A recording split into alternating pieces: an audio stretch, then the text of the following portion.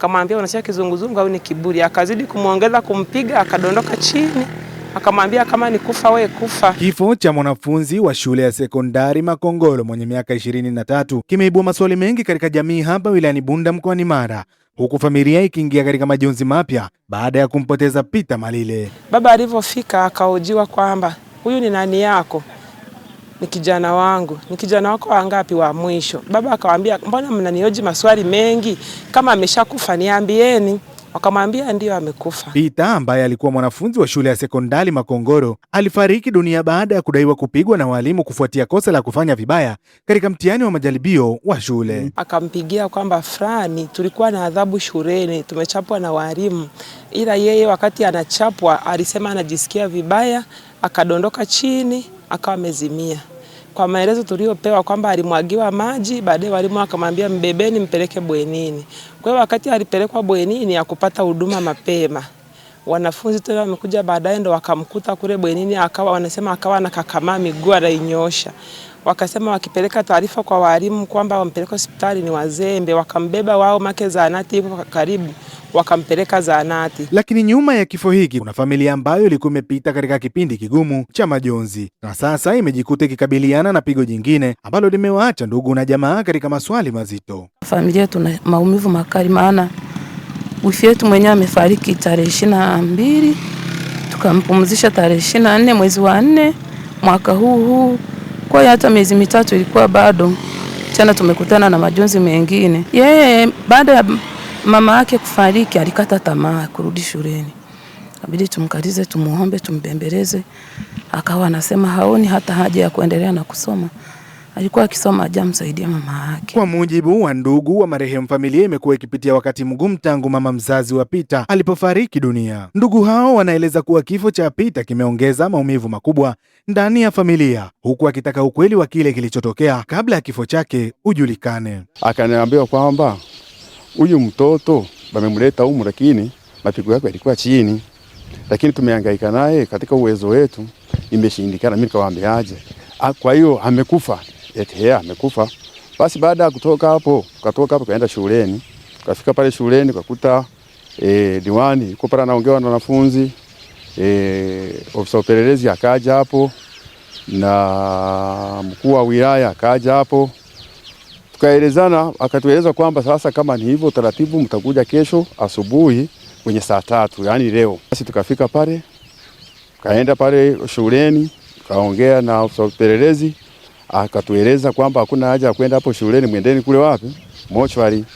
Basi tukafika pale mochwari, kaangaika pale, tukasimama, utaratibu wote ukafanyika. Ikabidi sasa mkoa waagize uchunguzi uje ufanyike hapa Musoma, hospitali ya manispaa. Na muda huo ndiko sasa hivi tuko hapa kwa sababu ya uchunguzi wa marehemu. Lakini kwa taarifa ile inaonekana walimu walimchapa. Kila mwalimu alikuwa akipita na fimbo anachapa. Kila mwalimu alikuwa akipita anachapa. Kila basi mwanafunzi akamwambia hivi, jamani nimechoka, mnaomba mnisamee. Akasema atukusamee. Kuna mwingine mwalimu ni albino, ndio akaongezea na fimbo tena akazimia mtoto wangu. Sasa hivi kinachoendelea hapa ni maana hapo uchunguzi unaendelea huko ndani, na sisi bado tuko hapa nje tunasubiria kwamba tujue kwamba uchunguzi umefikia wapi. Kumaliza hapa tunaondoka hapa tunaenda nyumbani. Yaani nimetokea kwa masikitiko sana, tena kwa maumivu. Yaani kwa maumivu ambao sasa yani hata sikutegemea kwamba itakuwa hivyo. Yule chuze ni wani yule student anayewakilisha shule alikuwa ni yeye. Ndio maana hata mtihani wa mwisho yeye ndio alikuwa mtu wa kwanza pale Perazia kwenye faulu, alipata wani ya point 14. Advance. Tu ya mwisho akasema akiongeza jitihada kidogo angepata vizuri, tofauti na huo msibu ulivyokuwa umemchanganya. Kwangu alikuwa ni mwanafunzi bora, sio kwamba alikuwa ajui. Yaani anajua. Nilichokuwa niombe angalau jamii pamoja na walimu na serikali kwa ujumla iweze kutengeneza mazingira mazuri ya kuweza kusababisha wanafunzi waweze kusoma bila kupata adhabu kali. Ninachoomba kikubwa, basi baada ya uchunguzi matokeo yaonekane kweli, na kama kutakuwepo na kuonyesha kwamba ni shambulio limetokea, basi sheria ifuate utaratibu wake. Akizungumza kwa njia ya simu, kamanda wa polisi mkoa wa Mara SACP Pius Rutumo amethibitisha kutokea kwa tukio hilo, na hapa anasema pia anaadhibiwa kwa kuchapa viboko na walimu wake. Alizidiwa kwa kuishiwa nguvu mwilini, hali iliyopelekea kupelekwa hospitali ya wilaya ya Bunda kwa matibabu, na wakati anaendelea na matibabu majira ya saa 10:30 za jioni alifariki dunia.